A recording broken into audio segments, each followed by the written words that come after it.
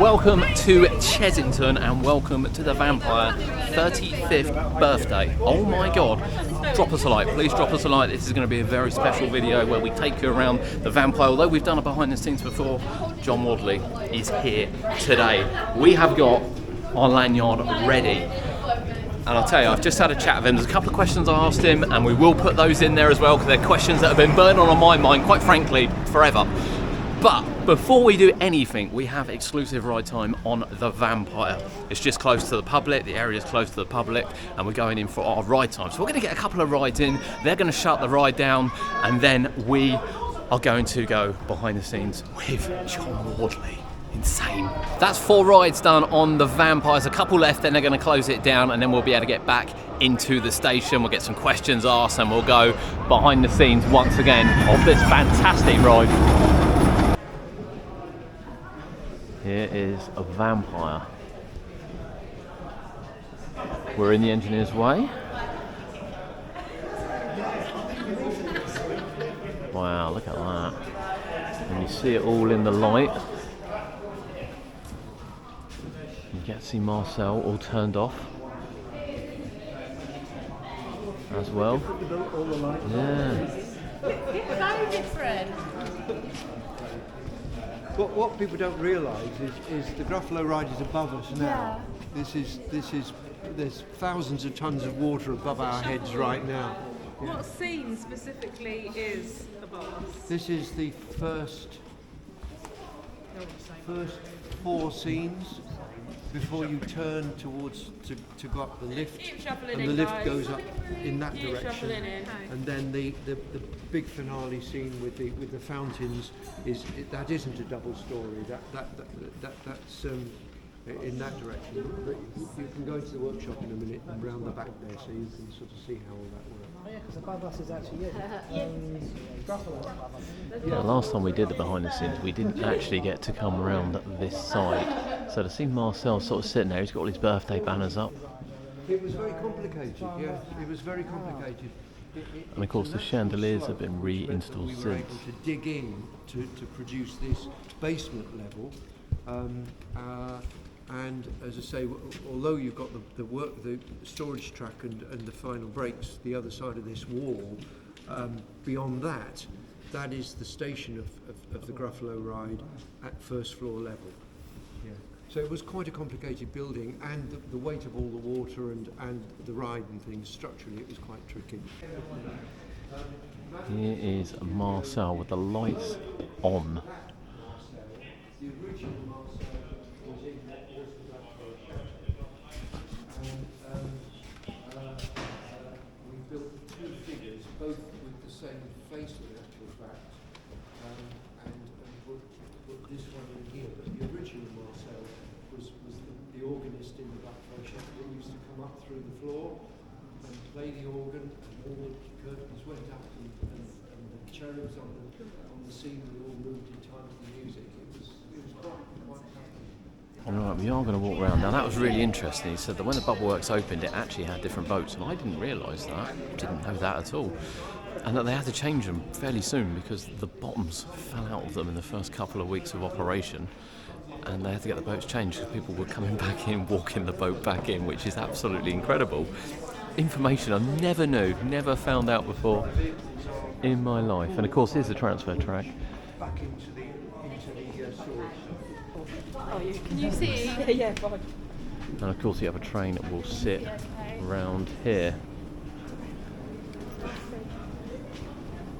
Here is the other train. So the maintenance workshop is through there.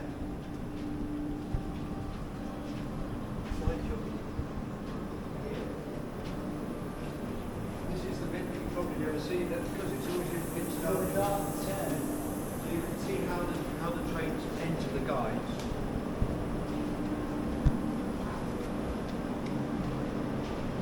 The original Arrow trains, there was another transfer track there, so the trains would come in, go across the transfer track into the storage siding, but once the Vekoma trains were put on, that was scrapped, and now when a train is brought into the siding, it's pulled back from where that switch track is. Look at those brakes.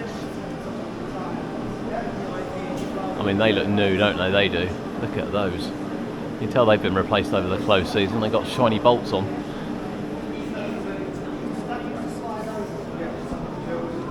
There's some, well, some new bits.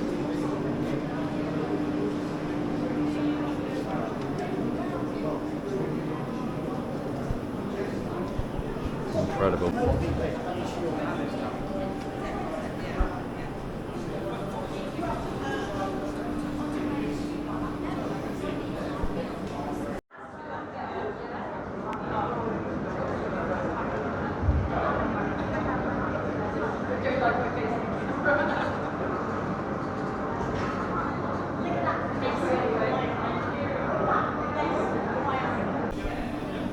Now, while John is in this section, this is the section he'll be working on this evening, we will move to other sections and you will see other videos on that. I did ask him a few things as well.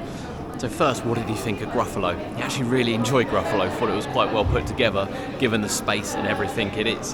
Now, an important question that I had was there any other coaster considered for this space? And the reason why I asked that is, of course, anyone that knows the Nemesis story will know that he rode a pipeline coaster. He confirmed that today, that he did ride a pipeline coaster, and that was considered until he rode it. But with this, he went out and rode the one at in the Big Bad Wolf in America, and the minute he rode it, that was it. That was the only choice for Chessington. There was no other plans, there was nothing else.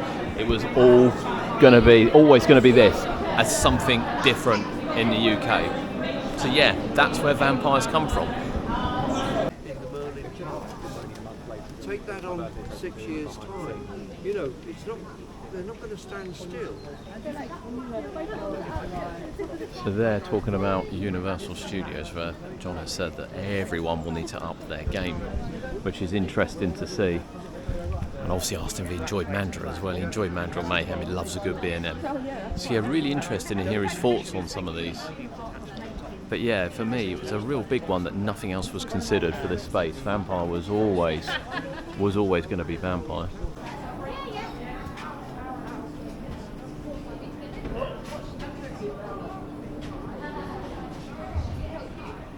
Just looking how dark it is. You can see where they've done testing. Just incredible. And I know you can't see me here because it's really, really dark.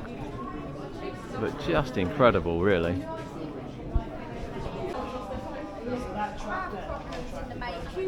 Now, we have seen the transfer track move. I don't know whether or not we'll get to see that move today, or whether they'll let us see it, but they don't normally let you come around here. So this is part of the winch system.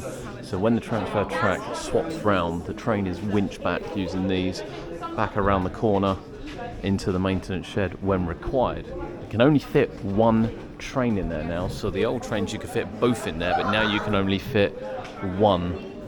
But of course, both trains are on the track, and train 1 is the one off track this year, and that's in the warehouse.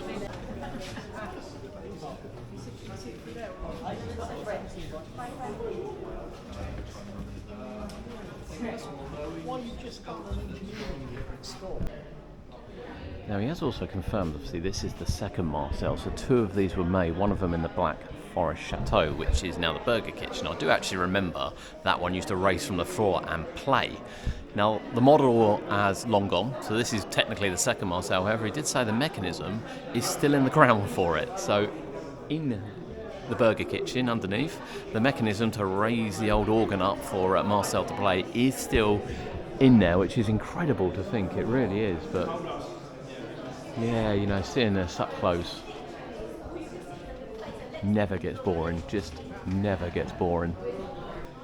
You do get a chance to do an audio if you want to over the Vampire. I won't be doing that, but having a chat with the engineers there, they said that a lot of the minor bugs on this have been ironed out now. So when Vampire goes wrong, it goes wrong, basically. It just goes spectacularly wrong. But funnily enough, they do work on Mandrill and Fury as well, and they said that Fury, it's currently on 5 cars. We didn't notice it was on 5 cars while they are testing a few things. We did ask about the lift hill going slow over the top, and there's 2 reasons for that. There was overspeeds further on in the track, in addition to the fact it gives the staff more time to load it, because currently if they're not loading it quick enough, and you know, it's guest action while they don't load it quick enough, that's, you know, they're a really good team on there.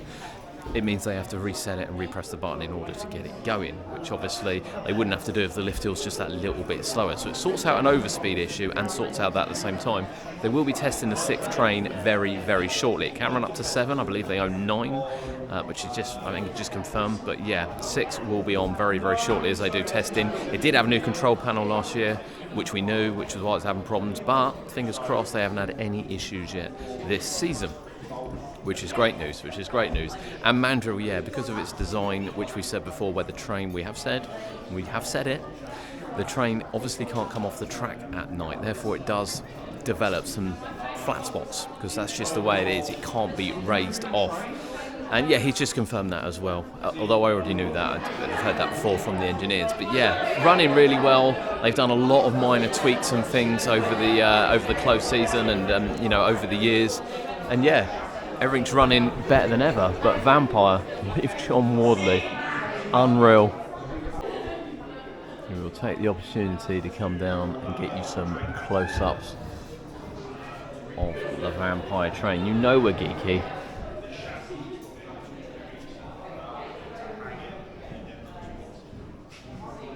Oh, nighttime. Never done a nighttime walk on the Vampire, so we've got to walk around. Going to split these videos. Thank you for joining us on this one. Please remember to like and subscribe. If you want to see what it's like to walk around the Vampire tunnel at night, check out the next video.